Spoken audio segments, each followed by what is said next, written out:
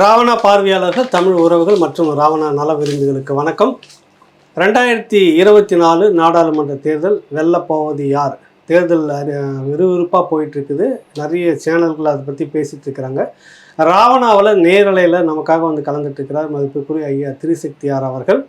என்ன நிலவரன்றதை நம்ம கிட்ட பேசுவோம். ஐயா வணக்கம். ஐயா வணக்கம். ஐயா வணக்கம். ஒரு பெரிய எதிர்பார்ப்பு இருந்தது. பிஜேபி வந்து கிட்டத்தட்ட 375 தாண்டும், 400 கிட்ட எடுப்பாங்க அப்படின்ற மாதிரி. காங்கிரஸ் ரொம்ப ஒரு 150 அதுக்குள்ளே தான் எல்லாத்துமே சொல்லிட்டு இருந்தாங்க. இப்போ கிடைக்கிற தகவல் எப்படி இருக்குது உங்களுக்கு? அதுக்கு முன்னால் ஒரு விஷயத்தை பதிவு பண்ணிட்டு நம்ம போகலான்னு நினைக்கிறேன். தேர்தல் விஷயம்தான். சரிங்க ஐயா, சரிங்க ஐயா. முதலாக 200 ஆண்டுகளில் ஒரு பெண் சுமார் 60% ஓட்டு வாங்கி ஒரு நாட்டின் தலைவராக வெற்றி பெற்றிருக்கிறார். நீங்க ஏதோ 2024 ஏதோ டெல்லி குழப்பமா இருக்கு நீங்க சொல்றது இல்ல. ரொம்ப எல்லாரும் டென்ஷனா இருக்கீங்க, அதனால கொஞ்சம் கூல் டவுன் பண்ணலாங்கிறதுக்காக இப்படி ஆரம்பிக்கிறேன். சரி சொல்லுங்க. மெக்சிகோ நாட்டில் கிளாடியா ஷேன்பாம் என்கிற ஒரு பெண் வேட்பாளர் அதிபர் தேர்தலில் வெற்றி பெற்றிருக்கிறார். அவர் வந்து சுமார் 60% வாக்குகளை பெற்றிருக்கிறார். அவருக்கு எதிராக அது மும்முனை போட்டியில் அவர் ஜெயிச்சிருக்காரு. ஏற்கனவே ஆண்ட அரசை எதிர்த்து ஆட்சி மாற்றம் கொண்டு வந்திருக்கிறார். ஒரு பெண் 200 வருடங்களில் மெக்சிகோ நாட்டில் இதுதான் முதல் முறையாக ஒரு பெண் தலைவர், பெண் அதிபர் இருக்கிறார். கிளாடியா ஷேன்பாம் அப்படிங்கிற அவங்க ஒரு சயின்டிஸ்ட், விஞ்ஞானி கூட. அவங்க ஜெயிச்சிருக்காங்க.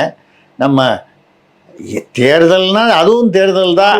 அதனால இங்கிருந்து ஒரு வாழ்த்து சொல்லி மெக்சிகோவுக்கு, அந்த பெண்மணிக்கு ஒரு வாழ்த்து சொல்லி பெண்கள் மேல வராங்க. அதனால நான் சொல்ல வந்ததோடைய அடையாளமே அதான். நிச்சயமாக இந்திரா காந்திக்கு அப்புறம் வேற யாருமே இங்க பெண் பிரதமர் இல்லை. இந்திரா காந்தி வந்ததும் பெண் என்பதனால் மட்டுமல்ல, அவர் நேரு உடைய குடும்பத்தை சேர்ந்தவர் என்பதனாலேயே தான் அவர் வர முடிஞ்சதே தவிர, ஒரு பெண் வேட்பாளர் என்பவர் சாதாரணமாக ஒரு போட்டியிட்டு வெற்றி பெற்று அப்படிங்கிறது இதுவரைக்கும் நடக்கல. மெக்சிகோவை பார்த்ததுக்கு அப்புறம் இனிமேல் நடப்பதற்கு இந்தியாவில் வாய்ப்பு இருக்கிறதா என்று நம்புவோம். நம்ம விஷயத்துக்கு இப்ப டெல்லி நிலவரம் முதல்ல பாஜக பேசுவோம். எதிர்பார்த்தது ஒன்று, நடக்கிறது ஒன்றுன்ற மாதிரியான அந்த புள்ளி விவரங்கள், இது வரைக்குமான வாக்கு எண்ணிக்கையில் வந்திருக்கிற விவரங்கள் பார்த்தீங்கன்னா கிட்டத்தட்ட ஒரு அதிக வித்தியாசம் இல்லை காங்கிரஸுக்கும் பாரதிய ஜனதா கட்சிக்குன்ற மாதிரி சொல்கிறாங்க. தவிர்த்து நீங்கள் தனிப்பட்ட முறையில் உத்தரப்பிரதேசம், முன் இருக்கக்கூடிய மேற்குவங்கம், கவனிக்கப்படக்கூடிய தொகுதிகள் என்னன்றது சொன்னீங்கன்னா சரியாக இருக்கும். இப்போ மோடி அல்லது பாஜக தலைமை சொன்னதுக்கும் இப்போ நடந்துகிட்டு இருக்கிறதுக்கும் ரொம்ப பெரிய வித்தியாசம் இல்லை. அவர் 400 பார்னாரு, 400 தாண்டுவோன்னாரு. இப்போ 300 பார், 300 தாண்டுவாங்க போல இருக்கு. ஒரே ஒரு நம்பர் மிஸ் ஆயிடுச்சு, அவ்வளோதான். 4 பேர் 3 வந்துருச்சு, அவ்வளோதான். பாக்கி 0 அப்படியே தான் இருக்கு. சரிங்களா? இது ரைட்டு. இது இந்த காமெடியை விட்டுட்டு நம்ம என்னன்னா, மக்களிடையே மிகப்பெரிய ஒரு எதிர்பார்ப்பு இருந்தது. அந்த பாஜக மோடி அப்படிங்கிற எதிர்பார்ப்பு. அந்த எதிர்பார்ப்பு இப்போ மொத்தமாகவே இறங்கி போச்சா அப்படின்னு சொன்னால் மொத்தமாக இறங்கி போகலை. ஏன்னு கேட்டால் இப்போவும் பார்த்தீங்கன்னா கிட்டத்தட்ட 292 தொகுதிகளில் இப்போ நம்ம இதை பேசுகிற நேரம் சுமார் 12 மணின்னு வச்சுங்களேன், 12:30 மணி. ஆமாம். இப்போ 292 பாஜக கூட்டணியும், அதில் 239 பாஜக மட்டுமே இருக்கு. எதிர்கூட்டணியில 230 காங்கிரஸ் இந்திய கூட்டணியும், அதுல 92 காங்கிரஸ் மட்டுமே இருக்கு. இப்போ காங்கிரஸ் மட்டுமே 50லேருந்து 60 தான் வரும் அப்படிங்கிற ஒரு கருத்து கணிப்புல எல்லாத்துலயும் இருந்தது. இவங்க மொத்தமா சேர்ந்து ஒரு 150 160 வாங்குவாங்கன்னு இருந்தது. அந்த 160ங்கிறது இப்போ 230 கிட்ட போயிடுச்சு. இந்த 230 மறுபடியும் ஏறலாம், இல்லை இறங்கலாம். கொஞ்சம் வித்தியாசம், ஒரு வித்தியாசம் ஒரு 10-20 முன்ன வரலாம். அப்போ காங்கிரஸ் அந்த 100க்குள்ள 92ங்கிறது 100 ஆகலாம், இல்லை 80 ஆகலாம். நம்ம ஒரு இதுவாக சொல்கிறோம். அதே மாதிரி இப்போ ஆச்சரியமான, யாரும் எதிர்பார்க்காத விஷயம் என்னன்னா, எப்படியா இருந்தாலும் மோடி தலைமையிலான பாஜக கட்சி மட்டுமே 273 வாங்கும், மிச்சம்லாம் ஒரு 40-50 கூட்டணி அப்படின்னது போக, இப்போ இவர்கள் 239 இப்போ இருக்கும் பொழுது இந்த 273 பாஜக மட்டுமே வாங்குவதற்கு மூச்சு வாங்கும் போல தெரியுது. கூட்டணியை சேர்த்தால்தான் 273 மெஜாரிட்டி பெற முடியும். அது கூட்டணியை கட்சிகள் இருக்கின்றன, அவற்றை வைத்து அவங்க வந்து இப்ப தனிச்சு அப்படின்றப்போ ஒரு செல்வாக்கு, தனிச்சு வரும்போது அந்த செல்வாக்கு வேற, அந்த பேரமே அரசியல் பேரங்களே வித்தியாசப்படும். மக்கள் நம்பிக்கை இன்னும் எங்களுக்கு கூடுதலாகி இருக்குன்னு சொல்றதுக்கு ஒண்ணு வழி. ரெண்டாவது, அதை தவிர அரசியல் பேரங்கள் வித்தியாசமா நடக்கும். ஒரு கட்சி 20 பேர் இப்போ தெலுங்கு தேசம் வந்து ஒரு கணிச இப்போ ஆந்திராவில் பார்த்தீங்கன்னா ஜெகன் ரெட்டியோட ஆட்சி மாறி தெலுங்கு ஒரு வந்துட்டார், 120 கிட்ட வந்துட்டாங்க. அவர் வந்து 25ல தான் இருக்காரு. எந்த காலத்திலும் இனிமேல் மாறுறதுக்கு வாய்ப்பு இல்லை, அது ரொம்ப தூரத்துல இருக்கு. முடிஞ்சிருச்சு. அப்போ தெலுங்கு தேசம் வந்து பார்லிமெண்ட்லயும் ஓரளவுக்கு வாங்குவாங்க. எப்போ இதுல வாங்கியிருக்காங்களோ சட்டமன்றத்துல, பாராளுமன்றத்திலயும். அப்போ தெலுங்கு தேசம் வந்து அந்த கூட்டணி அப்படிங்கும்போது உடனே என்ன கேட்பாங்க, எனக்கு ஒரு கேபினெட்டு, 2 கேபினெட்டு, இல்ல ஒரு இது இப்படி ஏதோ ஒரு கணக்கு போட்டு கேட்பாங்க. பாரதிய ஜனதா கட்சி பொறுத்த வரைக்கும் கூட்டணி வச்சுதான் ஆகணும்னு கட்டாயம் இல்லாதப்பவே மந்திரி சபையில சீட்டு கொடுத்தாங்களே, அது கொடுத்தாங்க. இப்ப என்ன ஆகும்னால் அந்த முன்னால வந்து கூட்டணி வந்து ஒரு தார்மீக கூட்டணி அடிப்படையில கொடுத்தாங்க இருந்தது. இப்போ வந்து பாத்தீங்கன்னா நீங்க சொல்றது கரெக்ட், அப்பனாதல் மாதிரி சின்ன சின்ன கட்சிகளுக்கு கூட மந்திரி கொடுத்தாங்க. அங்கீகாரம் கொடுத்தாங்க. அவங்க வந்து ஒரு 4 சீட்டு 3 சீட்டு தான் அவங்க மொத்தம் அவங்களுடைய இருக்கும். அதை வச்சு உங்களுக்கு ஒன்றும் வேலைக்கு ஆக போறது இல்லை. ஆனாலும் கொடுத்தாங்க. அவங்களுக்கு ஓரளவுக்கு மெஜாரிட்டி இருக்குது, ஒன்னும் தலை போற அளவுக்கு ஆபத்துலன்னு தெரிஞ்சாலும் கூட கொடுத்தாங்க. கேபினெட் நான் தான் வச்சுப்பேன், அது தார்மீக ரீதி கொடுத்தாங்க. இப்ப வந்து கட்டாயம், அரசியல் கட்டாயம் வந்து குறையுது இல்லையா, குறையறதுக்கு வாய்ப்பு இருக்கு. ஏன்னா இப்ப 239ன்றது இதை தாண்டி 273 வரலாம், வரக்கூடாதுன்னு நான் சொல்லலை, பிஜேபி மட்டும். ஏன்னா இன்னொரு 30-35 சீட்டு தான் வித்தியாசம், எங்கேயாவது குறைஞ்சி கூடி வரலாம். ஆனாலும் இது எதிர்பாராத ஒன்று. இந்த எதிர்பாராததுக்கு வந்து இந்தியா முழுக்க அப்போ வந்து ராகுல் காந்தி அலை வீசுகிறதா, இல்லை இண்டி கூட்டணி அலை வீசுகிறதா, இல்லை மோடி அலை வந்து ஓய்ந்து விட்டதா, இதுதானே கேள்விகளாக இருக்க முடியும். அப்படின்னு பார்த்தால் இந்தியா முழுவதும் இண்டி கூட்டணி அலை வீசுவதாக தெரியவில்லை. ஏனென்றால் ஒரு சில மாநிலங்களில், ஒரு 3-4 மாநிலங்களில் மட்டும்தான் இந்த வித்தியாசத்துக்கு காரணமா இருக்கு. பாக்கியெல்லாம் அதே மாதிரி இருக்கு. இப்போ நீங்க தென்னாட்டை எடுத்துட்டீங்கன்னா கர்நாடகாவில் எதிர்பார்த்த மாதிரியே பிஜேபி அதிக இடங்கள் வாங்குறாங்க. தெலுங்கானாலையும் ஓரளவுக்கு வந்து பார்த்தீங்கன்னா தெலுங்கானால பிஜேபி 9, காங்கிரஸ் 6ங்கிறாங்க. முதல்ல கணிப்பில் வந்து கொஞ்சம் கூட சொன்னாங்க, தெலுங்கானால ஒரு 12, 3 அந்த மாதிரி ஏதோ சொன்னாங்க. பட் இருந்தாலும் அவங்க கூட தான் வாங்கியிருக்காங்க. ஆந்திர பிரதேசத்தில் இவங்க கூட்டணி, சந்திரபாபுவோட கூட்டணி 21 வாங்கியிருக்காங்க. இவர் பாராளுமன்றத்தில் ஒய்எஸ்ஆர் 4 தான் வாங்கியிருக்காரு. இது கிட்டத்தட்ட எதிர்பார்த்த மாதிரி தான் இருக்கு. கேரளாவில் வந்து பெருசாக எதிர்பார்க்கல பாஜகங்கிறதுனால ஒரு பெரிய வித்தியாசம் இல்லை, அங்கே ஒன்றும் இல்லை. இப்போ தமிழ்நாட்டில் பார்த்தீங்கன்னா 35 வாங்கும் இது திமுக அப்படின்னு சொன்ன இதில் நம்ம வந்து பார்க்கும்போது தான் இப்போ வந்து பார்த்தீங்கன்னா 38. ஆமா, இவங்க பிஜேபி ஒரு சீட்டு, அதிமுக ஒரு சீட்டுன்னு இருக்கு. வாய்ப்பு இருக்கு, 2 குறையலாம். இன்னும் கொஞ்சம் போன பொழுதுக்குள்ள ஒரு சீட்டு எதுனா வந்தா. என்னுடைய கணக்குல வந்து அதிமுக வந்து 1ன்றது வந்து அதிகபட்சமாக 3 சீட்டுகள் வாங்கலாம், வர வாய்ப்பு இருக்கு. அதிகபட்சமாக வர வாய்ப்பு இருக்கு. பிஜேபி 1ன்னு இருக்கிறது அந்த 1ல தான் நிற்கும். 2 வாங்கினால் ஆச்சரியம் பாஜக கூட்டணி. ஏன்னா 1ன்னு இருக்கிறதுனால அது 2ஆ வந்தாலே ஆச்சரியம் தான், பெரிய விஷயம். ஸோ அதை தாண்டி பார்த்தீங்கன்னா 3, 2, 5 போக இதுல புதுச்சேரியில வந்து பாஜக தான் வெற்றி பெறும்ன்ற ஒரு எதிர்பார்ப்பு இருந்த போது காங்கிரஸ் முன்னிலை வைக்கிறது புதுச்சேரியில. எதிர்பார்க்கல, பாஜக தான் நிலைமை இருந்தது. பாஜக தான் எழுதி கொடுத்தா மாதிரி ஒரு உறுதி இருந்தது. இப்போ வந்து காங்கிரஸ் முன்னிலை வைக்கிறது. அப்ப அந்த 40ஐயும் சேர்த்துட்டீங்கன்னா இப்போ நம்ம சொன்ன அந்த கணக்கு வந்துடும். 35 வந்து திமுகன்றது 40ல் வந்துடும். பாக்கி 5 தான், இங்கே 2, அங்கே 3, அங்கே 3, இங்கே 2ன்னு ஏதோ ஒரு கணக்கில் நம்ம பேசுனது தான் வருது. ஸோ தமிழ்நாட்டை பொறுத்தவரை ஒரு பெரிய அந்த எதிர்பார்ப்பில் ஒரு வந்து மாறிவிட்டதுன்னோ வித்தியாசம்னோ அதிர்ச்சினோ யாருக்கும் இல்லை. இதில் மறுபடியும் நம்ம என்ன பார்க்க போறோம்னா, 2வது வருது அதிமுகவா பிஜேபியான் தான் வருது. தேர்தல் கணிப்புகளின் பிரகாரம் பிஜேபி 2வது இடத்தை பிடிக்கும் என்று நம்பப்பட்டது. இப்போ போறத பார்த்தா அதிமுக அந்த, அதாவது 2வது இடம்ங்கிறது திமுக முதலிடம் இங்க இருக்கு, 2வது இடம் இங்க இருக்கு. அவ்வளோ கீழே இருக்கு. பட் இருந்தாலும் அதிமுகவுக்கு மீசையில் அதாவது கீழே விழுந்தாலும் மீசையில் மண் ஒட்டவில்லைங்கிற மாதிரி நாங்கள் 2வது இடத்தை தக்க வைத்துக் கொண்டோம். தமிழ்நாட்டுக்குள்ள நம்ம தனியா வருவோம். சரி, டெல்லி பாரதிய ஜனதா கட்சி இல்ல டெல்லியில பாரதிய பாத்தீங்கன்னா நிலைமை இல்ல அதுதான் சொல்றேன். இதுல இருக்கிறதுலயே மிகப்பெரிய அதிர்ச்சி இவங்களுக்கு வந்து என்ன சொல்றது ஷாக் ட்ரீட்மெண்ட் வந்து பிஜேபிக்கு எங்கன்னு சொன்னா உத்தரப்பிரதேசம் தான். எங்க நம்பி இருந்தாங்களோ. ஆமா, ஏன்னா 80க்கு 80 வாங்குவாங்க அப்படின்னு சொன்னபோது நம்மோட சொன்னோம் 80க்கு 80 வாங்கலைன்னா கூட ஒரு 65 வாங்குவதற்கான வாய்ப்புகள் இருக்கு. இப்போ 5 நிமிஷத்துக்கு முன்னால உள்ளது காலையில வரைக்கும் கொஞ்சம் வந்து 42, 38 இருந்தது. 42 பாஜக கூட்டணியும் அது இழுபறின்னு 3 தான் வித்தியாசம். இப்ப பாத்தீங்கன்னா 34, 44 பிஜேபி கூட்டணி 34, இண்டி கூட்டணி 44, 10 வித்தியாசம் வருது.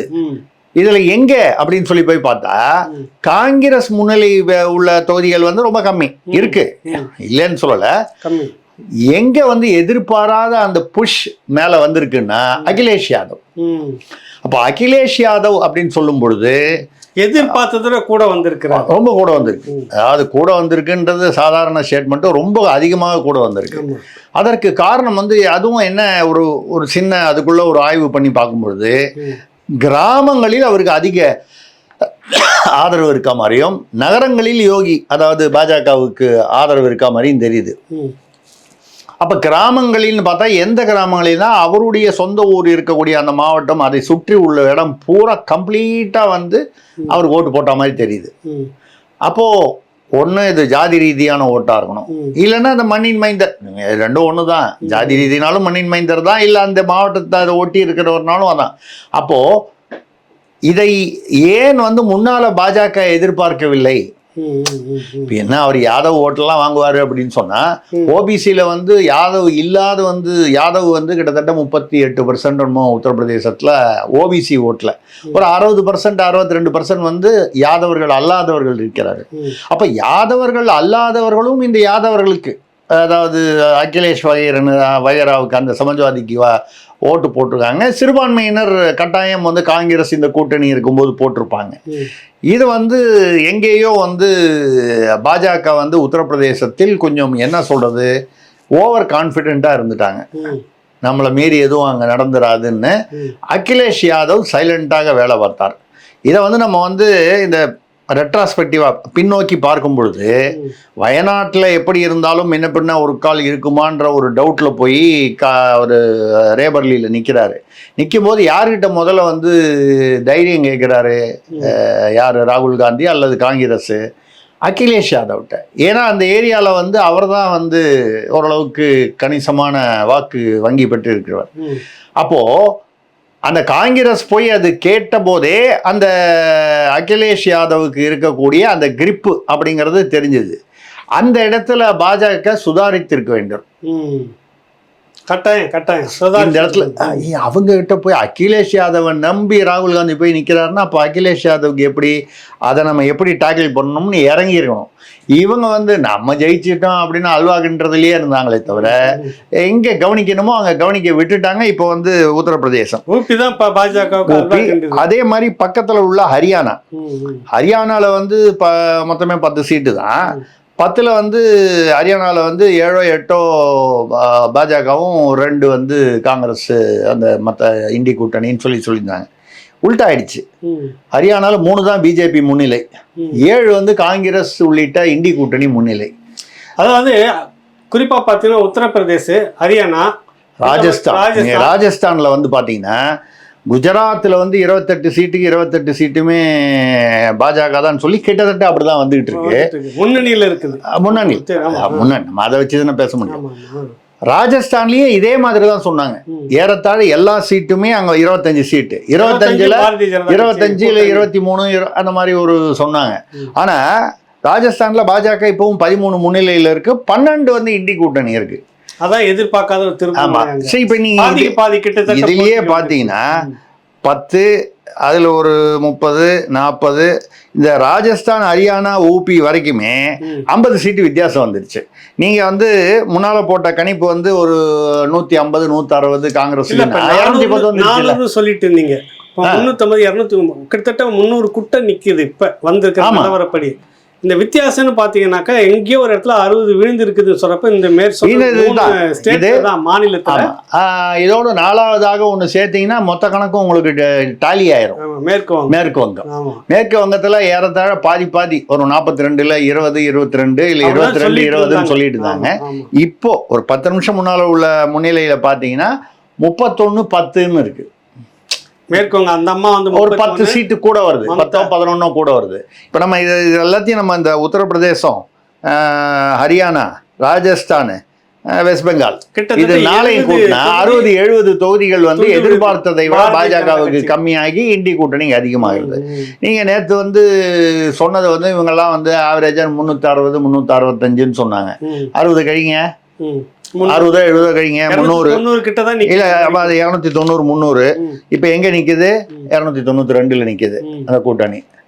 அதே மாதிரி அந்த 60-70 அங்க கூட்டுங்க, அவங்க வந்து 166-162 சொன்னாங்க, அது கூட்டுங்க 220, இவன் 230ல என்ன நிக்குது. சோ இந்த 60-70 உத்தரப்பிரதேசம், மேற்கு வங்காளம், ஹரியானா, ராஜஸ்தான் இந்த 4 மாநிலம் தான் குறிப்பா மையம்ன்றது உத்தரப்பிரதேசத்தை எல்லாம் நம்பி இருந்தாங்க. பொதுவாக இந்தியாவினுடைய ஆளுமை எங்க இருக்குதுன்னாக்கா ஊபியில தான் சொல்லுவாங்க. முன்னாடி பிரிக்கப்படாத ஜார்க்கண்ட், உத்தரகாண்ட்லாம் பிரிக்காத கட்டத்திலேயே மிகப்பெரிய நாடாளுமன்ற உறுப்பினர்கள் வச்சு இப்பவும் அதுதான் அதிக பெரும்பான்மை நம்பி இருந்த இடம் வந்து கொஞ்சம் காலவாரி இருக்கு, நிறைய காலவாரி இல்லைங்க. உத்தரப்பிரதேசத்துல ஒரு 40 சீட் குறைஞ்சு போச்சு, 35 40 சீட்டு. இப்போ வந்து பாரதிய ஜனதா மட்டும் என்றால் இப்போதைக்கு முன்னிலையில் வந்து 239 240ன்னு வச்சுங்க. அந்த 40 சேருங்க 280. ஸோ பாஜக மட்டுமே தனி பெரும்பான்மை பெற்றிருக்கும். எப்போ உத்தரப்பிரதேசத்துல எதிர்பார்த்த அளவுக்கு இருந்திருந்தால். அப்போ இப்போ வந்து கவிழ்த்தது எந்த மாநிலம், பாஜகவை எந்த மாநிலம் கவிழ்த்து விட்டது என்றால் முக்கியமாக உத்தரப்பிரதேசம். உத்தரப்பிரதேசம் அது எதனால கவிழ்த்ததுன்னா, என்னை பொறுத்த வரைக்கும் இவங்க ராகுல் காந்தியை பார்த்துட்டு அகிலேஷ் யாதவை வந்து சரியாக எடை போட தவறி விட்டார்கள் என்று இப்பொழுது புரிகிறது. ஏன்னா அவர் கிராம ஓட்டுகள், எந்த ஜாதி ஓட்டு வாங்கினாரு, கிராம ஓட்டு வாங்கினாரு, ஆம்பளை ஓட்டு வாங்கினாரு, பொம்பளை ஓட்டு வாங்கினாரு, ஓட்டு தான், அதுல ஒன்றும் வித்தியாசம் இல்லை, வெற்றி தான். அதனால இதனால இருக்கு. ஒரு விஷயத்துல நான் வந்து இங்க நீங்க ஒன்று சொல்லிட்டு இருந்த ஒரு விஷயம் என்னன்னா, அண்ணாமலை வெற்றி பெறணுன்றதுல எனக்கு ஒன்றும் மறுப்பு இல்லை, நேற்று தான் சொன்னீங்க. ஆனால் 50-50 தான் வாய்ப்பு அப்படின்னு சொன்னீங்க. 2வது இடம் அப்படின்றதையும் மேற்கோள் காட்டியிருந்தீங்க. இப்போ கிட்டத்தட்ட மதிய நிலவரம் 1 மணி நிலவரம் கிட்டத்தட்ட இந்த கணபதி ராஜ்குமார் தான் முன்னிலையில் இருக்காரு. இதை நான் சொல்லும்போது சில சேனல்களில் வந்து அந்த நிகழ்ச்சி முடிஞ்சதுக்கப்புறம் என்கிட்ட வருத்தப்பட்டாங்க. என்ன சார் இப்படி சொல்லிட்டீங்க, அண்ணாமலை டவுட்டுன்ற மாதிரி சொல்லிட்டீங்க. நான் சொன்னேன், எனக்கு டவுட்டியா, நான் என்ன தேர்தல் கமிஷனரா? தேர்தல் கமிஷனரே கூட இதுல முடிவு பண்ண முடியாது, மக்கள் தான் முடிவு பண்ணணும். என் மனசுல சிலது பட்டுதுன்னா பட்டது உண்மையை உள்ளபடி சொல்லுவேன், உள்ளதை உள்ளபடி சொல்லுவேன். கண்டானுங்களா ஆரம்பிச்சிட்டாங்க. அரசியல் ராஜதந்திரத்தை வந்து நீங்க வந்து பாராட்டியே ஆகணும். வழக்கமா நிறைய பேர் என்ன எதிர்பார்த்தாங்க, இப்ப நேரலை போயிட்டு இருக்கும் போதே துண்டிப்பாயிடுச்சு, இப்ப திருமணம் ஆரம்பிச்சிருக்கிறோம் தவிர்த்து ஏன் நீங்க 2 பேரும் அந்த பழைய திருசக்தியார் சட்டையர் மாதிரி இல்லையேன்னு இருக்காங்க. உண்மையில அது வேற கச்சேரி நாளைக்கு இருக்குது, அது இருக்கு. இது வழக்கமான ஒரு பேட்டி எப்படி இருக்குமோ வந்து இது அரசியல் ஆய்வு, அவ்வளவுதான். இது ஆய்வு, அது விமர்சனம், ரெண்டுத்துக்கும் வித்தியாசம் இருக்கு. இதுல விமர்சனம் பண்றதுக்கு இல்ல, உள்ளதை உள்ளபடி சொல்லிக்கிறோம், அதான் பேசிக்கிட்டு இருந்தோம். சரி, நாளைக்கு இருக்குது. ஆமா, உள்ளதை உள்ளபடி சொல்லிக்கிறோம். அண்ணாமலை பத்தி பேசிக்கிட்டு இருந்தோம். அண்ணாமலை நான் ஆரம்பத்துலன்னு சொல்லிட்டு இருக்கேன். சில சேனல்கள்ல கூட என் பேர்ல வருத்தப்பட்டாங்க, என்னங்க நீங்க போய் அண்ணாமலை தோத்துருவாரு. நான் தோத்துருவாருன்னு சொல்ல தம்பி, ஜெயிப்பது 50-50 அப்படின்னு சொல்றது காரணம் வந்து அண்ணாமலைக்கு தகுதி இருக்கா இல்லையான்றதை பத்தி நான் பேசவே இல்லை. அவருக்கு தகுதி இருக்கிறதுனால தான் அவர் இப்ப என்ன தலைமை பொறுப்புல இருக்காரோ அதுல இருக்காரு. ஆனால் அவரை சுற்றி உள்ளவர்கள் வந்து அவருக்கு பள்ளம் தோண்டி அவர் மேலே ஏறி வரணும்னு பார்க்குறாரு. அவர் காலுக்கு இருக்கிற மண்ணை தோண்டிகிட்டே இருக்காங்கன்னா அவர் எங்கே மேலே ஏறுறது? யார் தோன்றாங்கன்றது கேள்வி. இப்போ வெளியிலிருந்து கிடையாது, அது மட்டும் உண்மை இல்ல. அதான் பக்கத்தில் உள்ளவங்களே சொல்லிட்டானே. அப்புறம் வந்து யாருங்க எதிர் வீட்டுல இருக்கிறவங்க வந்து நம்ம வீட்டுக்குள்ள எப்படி தோண்ட முடியும்? நம்ம வீட்டுல நம்ம நிக்கிற இடத்துக்கு பக்கத்துல இந்த லெப்ட் கையில யாரை பிடிச்சிட்டு இருக்கோம், ரைட் கையில யாரை பிடிச்சிட்டு இருக்கோம், அவங்க தான் தோண்ட முடியும் காலுக்கு. அதுதான் நான் வந்து ஆரம்பத்துல இருந்து சொல்லிக்கிட்டு இருக்கேன். அந்த என்னுடைய கணிப்பு வாய்ப்பில்லை, அதை நோக்கி தான் இப்போ போய்கிட்டு இருக்கு. இதை மீறி அவர் ஜெயிச்சா வாழ்த்துக்கள், நமக்கு ஒன்றும் அதெல்லாம் ஒன்றும் இல்லை. ஏன் இதுக்கு சொல்கிறேன்னா, இது ஒரு இதுலையும் மக்கள் வந்து நம்ம மக்கள் எப்படி இருப்பாங்க அப்படி இருப்பாங்கன்னு வந்து கருத்து கணிப்புகளை எதிர்பார்க்கறதுங்கிறது ஒரு விஷயம். மக்கள் என்றுமே வந்து அவன் எவ்வளோ படிக்காதவனா இருந்தா கூட சில விஷயங்கள்ல தெளிவா இருப்பான் அப்படிங்கிறதுக்கு ஒரு உதாரணம் வந்து இந்த மகாராஷ்டிரால சொல்றேன். மகாராஷ்டிரால பார்த்தீங்கன்னா கிட்டத்தட்ட அந்த சிவசேனாவை ரெண்டா பிரித்து ஏக்நாத் ஷிண்டே தலைமையில் இவங்க பிஜேபியில் சேர்ந்துட்டாங்க. அவர் உத்தவ் தாக்கரே அந்த பக்கம் போயிட்டாரு, தனியாக இருக்காரு. அதே மாதிரி சரத்பவார் கட்சி இரண்டாக உடைப்பட்டு அவர் அஜித் பவார் இந்த பக்கம் வந்துட்டாரு, சரத்பவார் அங்கே இருக்காரு. இப்போ மக்கள் வந்து அப்போவே நம்ம இதை பற்றி முன்னால் பேசும்போது திருசக்தியார் கேள்வி பதிலில் சொல்லும்போது சொன்னோம், இது வந்து சரியில்லை. பாஜகவுடைய கொள்கையை வந்து மக்கள் வந்து வித்தியாசமாக பார்ப்பார்கள், நெகட்டிவான ஒரு விஷயம், இப்படி செய்யக்கூடாது என்று பாஜக தலைமையை நாம் விமர்சனம் செய்திருந்தோம். நம்மள சும்மா சங்கின்னு சொல்லுவாங்களே தவிர உண்மையில விமர்சனம் பண்ணியிருந்தோம். இப்ப அந்த விமர்சனம் வந்து உண்மையாகிவிட்டது. கவனிங்க, இங்க இல்ல மகாராஷ்டிரால பார்த்தீங்கன்னா இவங்க வந்து அஜித் பவார் வந்து அங்கே அது முதல் நாள் வரைக்கும் அவர் வேளாண்மை துறையில் வந்து 1500 கோடி ஊழல் போனார் வந்தார்னு அவரை பற்றி பேசிட்டு அடுத்த மாதமே அவரை கூப்பிட்டு மடியில் வச்சுக்கிட்டு துணை முதல்வர் ஆக்கினா இந்த மாதிரி ஆயிருக்கு. இது நான் சொல்றது ஒரு உதாரணத்துக்காக சொல்கிறேன். அப்படி நீங்கள் பார்க்கும்பொழுது இப்போ காலையில் ஒரு அரை மணி நேரத்துக்கு முன்னால் பிஜேபி கூட்டணி 26, அவங்க அதாவது உத்தவ் தாக்கரே கூட்டணி 19 இருந்தது. இப்போ 20-27 ஆயிடுச்சு உங்களுக்கு. அதாவது அப்படியே உள்டாயிடுச்சு. 20 வந்து பாஜக கூட்டணியும் ஏக்நாத் ஷிண்டே அஜித் பவார் இவங்களும், 27 அது மறுபடியும் மாறலாம். அதை பற்றி ஒன்றும் இல்லை, சாயந்தரத்துக்குள்ளே எப்போனாலும் மாறலாம். அப்போது நீங்கள் நினச்சி பார்த்தீங்கன்னா இதுக்கு என்ன காரணம் அப்படின்னு பார்த்தீங்கன்னா மக்கள் என்ன யோசனை பண்ணுறான், நேற்று வரைக்கும் அஜித் பவார் அங்கே இருந்தால் அவன் ஊழல் சொன்னீங்க, இன்றைக்கி அவனை கூப்பிட்டு துணை முதல்வர் ஆகிட்டீங்கன்னா அவனுக்கு தான் வந்தீங்க, அவனை புனிதராக்கி விட்டுருவீங்களா அப்படின்னு வரும்போது, அப்போ இந்த கூட்டணி அவன் ஊழல் கூட்டணின்னா அப்போ இவன் மட்டும்னா அந்த ஊழல் அப்படியே அதில் பாதி கட்டாக இங்கே வந்திருக்குன்னா அந்த பாதி ஊழலுக்கு உண்டான கிரெடிட்டோ டெபிட்டோ இங்கேயும் இருக்குல்ல. இதை மக்கள் தெளிவாக சிந்திக்கிறான். அரசியல்வாதிகள் என்ன நினைச்சுக்கிறாங்கன்னா அஜித் பவார் வந்தால் அவர் கூட எவ்வளோ ஓட்டு வரும்னு அப்படி நினைக்கிறாங்க. அது யாரு, அஜித் பவார் கட்சியில் வந்து அந்த போஸ்டர் ஓட்டிகிட்டு வந்தால் அந்த அஜித் பவாரோட நிச்சயமாக எங்கே போனாலும் ஓட்டு போடுறவன். பொதுமக்களில் அஜித் பவாருக்கு இவ்வளோ நாள் ஓட்டு போட்டவன் இப்போ எதுக்கு அஜித் பவார், இவன் அவனை பற்றி அவ்வளோ பேசுனா இப்போ 2 பேரும் ஒன்றாயிட்டானுங்க, அப்போ இவனுக்கு இல்லை. அப்போ இப்படி ஒரு, அதாவது எதுக்காக சொல்லுவோம்னா மக்கள் எப்பவுமே தங்களுடைய சிந்தனையில் தெளிவாக இருக்கிறார்கள். இப்ப நீங்க தமிழ்நாட்டுக்கு வருவோம், நீங்க சொல்றது தமிழ்நாட்டுக்கு வருவோம். இப்ப தமிழ்நாட்டு மக்கள் வந்து சரிக்கிறார்கள் அப்படின்னு ஒரு கேள்வி. தமிழ்நாட்டு மக்கள் வந்து ஏன் தெளிவாக சிந்திக்கலையா? நம்ம பச்சையா சொல்லணும்னா வடக்கன்கள் தான் தெளிவாக சிந்திக்கிறார்களா அப்படின்னா இல்ல, நம்மளால தெளிவாக தான் சிந்திக்கிறான். அவன் என்ன சிந்திச்சிருப்பான் இப்போ நடக்கிறத வச்சு சொல்லும்போது, இதே எடப்பாடியார் வந்து அதாவது அதிமுக வந்து பாஜகவோட கூட்டணி வச்சிருந்தால் வேற மாதிரி நடந்திருக்கும். நான் சொல்றது வந்து அப்படியே 40க்கு 40 வாங்கியிருக்குன்ற அர்த்தத்தில் சொல்லல. ஓரளவுக்கு ஒரு 20-18 22 பாஜக அதே மாதிரி பாமக தேமுதிக இதெல்லாம் சேர்ந்து இருந்தால் அது வித்தியாசமா, புதிய தமிழகம் வேற அதுல இருக்கு, சின்ன சின்ன கட்சிகள்லாம் இருக்காங்க, இதெல்லாம் வந்து சேர்ந்திருக்கும். இப்ப இவங்க வந்து இவங்களுடைய ஈகோ யுத்தத்தினால இவங்க தனித்தனியா பிரிஞ்சாங்க. அதுலயும் எடப்பாடியார் ஒரு மிகப்பெரிய தவறு இழைத்து விட்டார். என்ன தவறு அப்படின்னால் அது ஏற்கனவே நம்ம பேசியிருக்கோம். திமுகவுடன் ஒரு மறைமுக கூட்டணின்னு சொல்லக்கூடாது, ஒரு புரிதல். என்ன இருந்தாலும் அண்ணாமலை தலைமையிலான பிஜேபியை வந்து வளர விட்டுறக்கூடாது தமிழ்நாட்டில். ஒன்று நீங்க ஆளணும், இல்லை நான் ஆளணும், ஏன் நாங்க ஆளணும். பிஜேபி தமிழ்நாட்டில் வளரக்கூடாது, அண்ணாமலை ரெண்டும் ஒன்று தானே. அண்ணாமலை வளர்ந்தால் பிஜேபி வளர போகிறது. 2 பேர் சண்டை அதிகமாச்சுனாக்கா அண்ணாமலை மேலே வந்துருவாரு. நான் விட்டு வரக்கூடாதுன்னு முக்கியமான சிலருடன் நான் வந்து நம்ம எல்லா கட்சியிலையும் நண்பர்கள் இருக்காங்க, திமுக உட்பட. ஆசிரியர் நீண்ட காலமா நமக்கு வந்து இந்த எந்த ஆட்சி வந்தாலும் அதில் ஒரு 5 மந்திரிகள் நம்மளோட வந்து நேருக்கு, அதாவது ஃபோனில் தொடர்பு கொள்கிற அளவுக்கு இருப்பாங்க. இது ஒரு இயல்பான விஷயம், பெரிய அது ஒன்றும் பெரிய பெருமையெல்லாம் ஒன்றும் இல்லை, இயல்பான விஷயம். அது மாதிரி நேற்று இப்படி இந்த எலெக்ஷன் எல்லாம் பற்றி பேசும்போது சில பேரை சொல்லக்கூடாது வருத்தப்பட்டாங்க.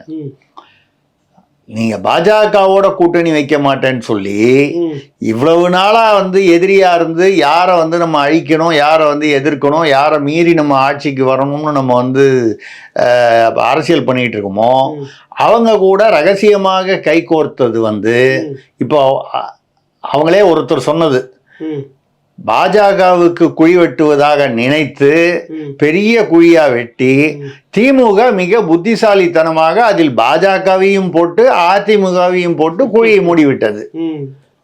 ரிசல்ட்டை பார்த்தா பழமொழி என்னன்னா, எதிரிக்கு வெற்ற குழி தனக்கு. அது யாருக்கு பொருந்தனா எடப்பாடி.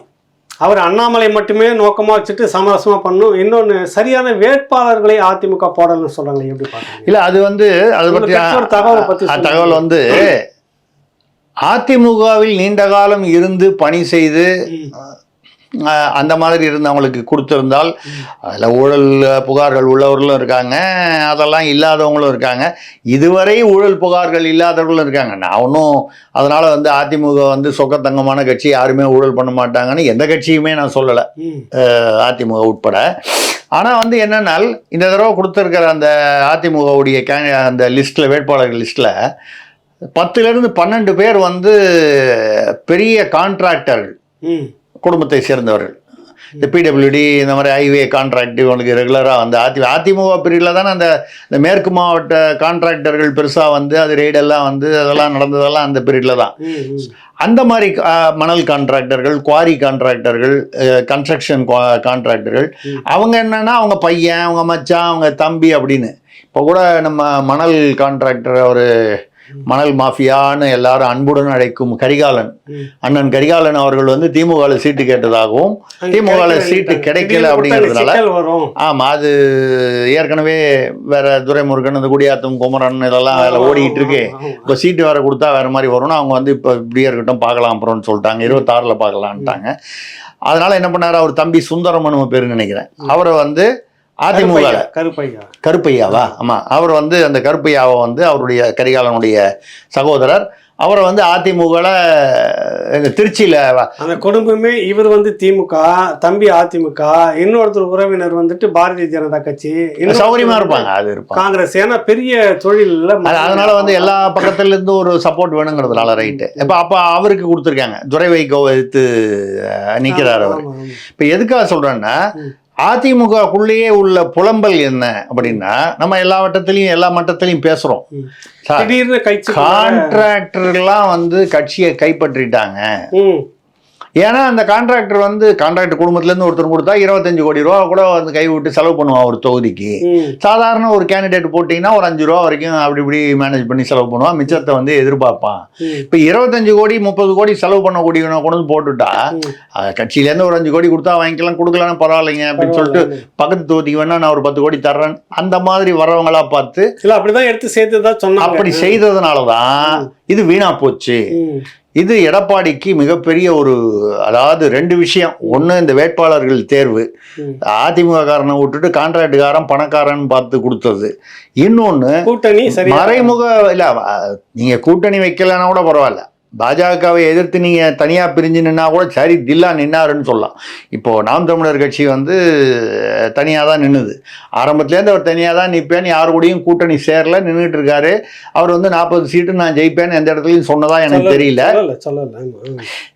நான் பார்த்த வரைக்கும் இது வரைக்கும் காலையிலேருந்து ஒரு 8-10 இடங்களில் வந்து நாம் தமிழர் வந்து 3வது இடத்தை பெற்றிருக்கிறது.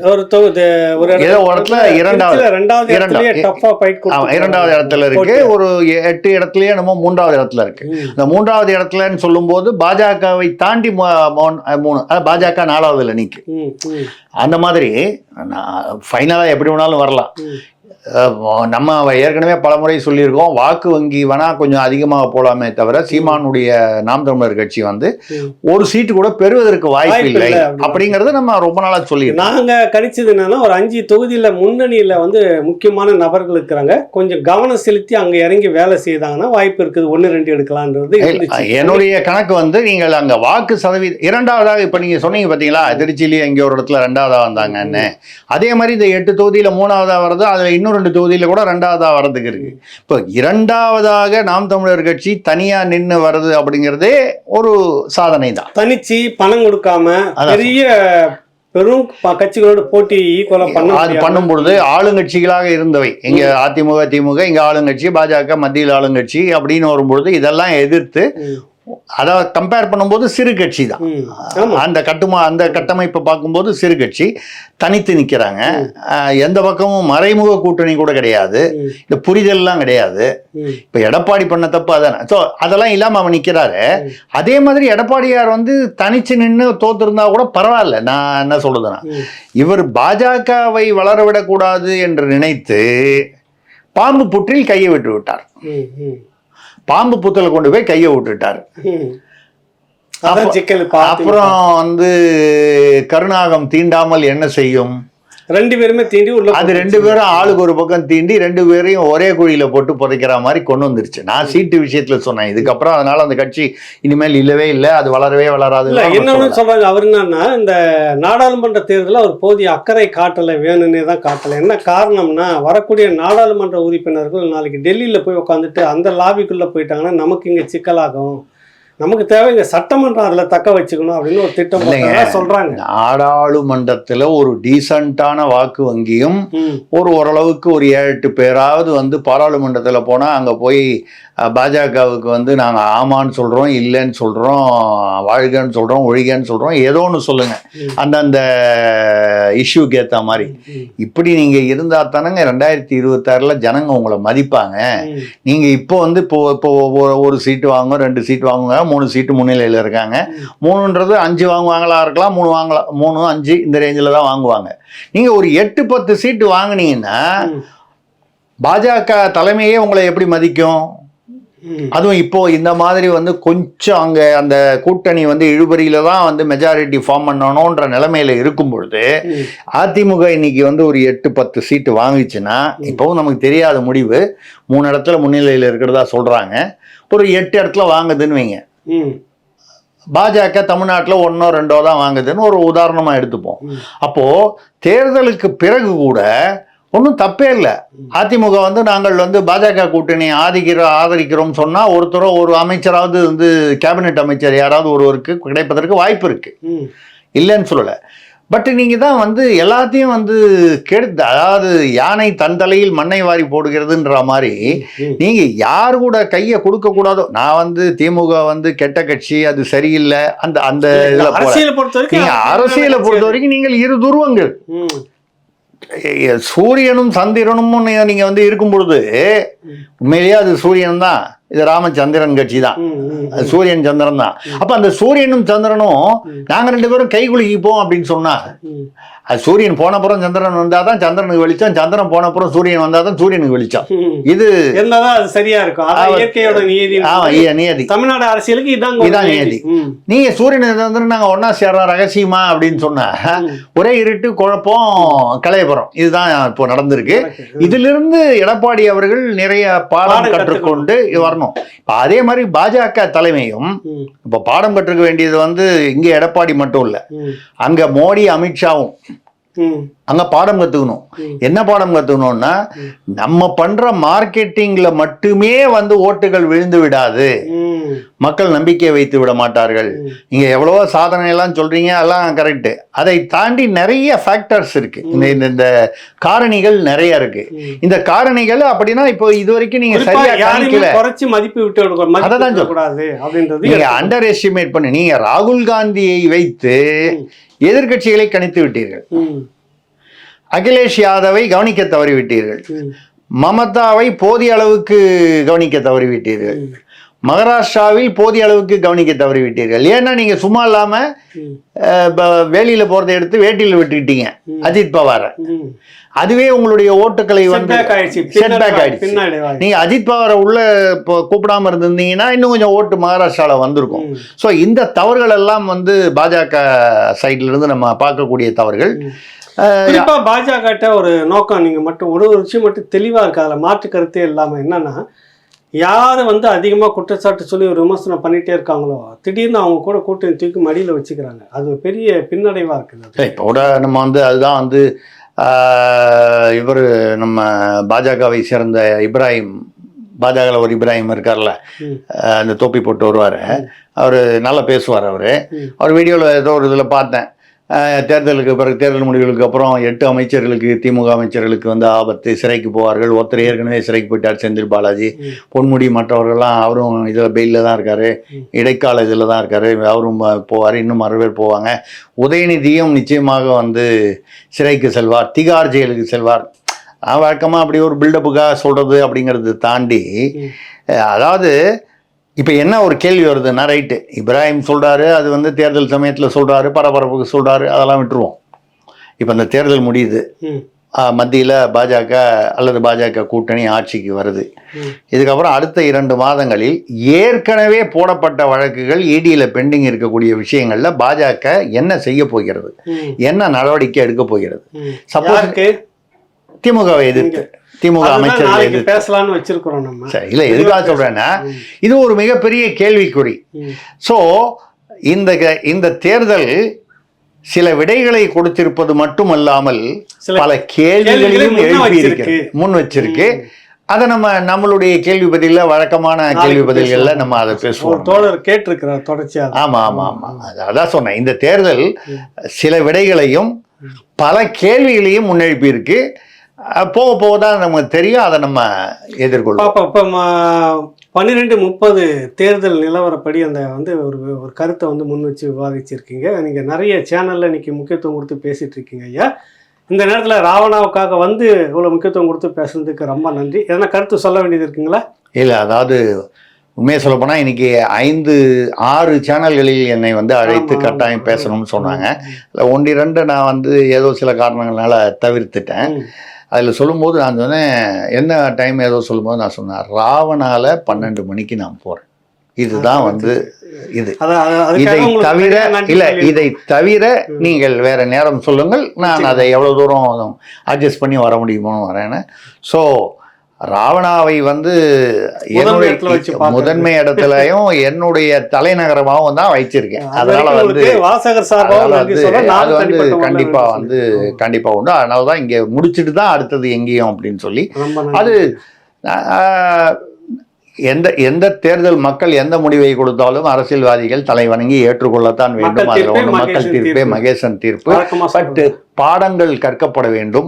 இதிலிருந்து திருத்தி கொண்டு இனிமேல் செல்லக்கூடிய வழிகளை அவர்கள் செப்பனிட்டுக் கொள்ள வேண்டும் என்பதுதான் நமது எல்லா கட்சிகளும். இது ஒன்றும் நம்ம யாருக்கும் ஒன்றும் உங்களுக்கு சொல்ல.